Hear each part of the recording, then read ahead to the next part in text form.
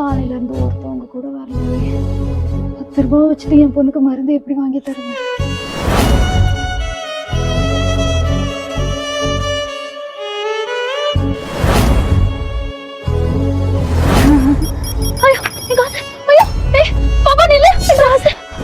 எந்த பக்கம் போனாலும் தெரியலையே. தியா, மாமா உனக்கு போய் மருந்து வாங்கிட்டு வரலாம் வா. அம்மா, என் பொண்ணுக்கு ரொம்ப உடம்பு சரியில்லைம்மா, மருந்து கொடுங்க. ஏமா இதுல என்ன 10 ரூபாய் கம்மியா இருக்கு? 10 ரூபாய் கொடு.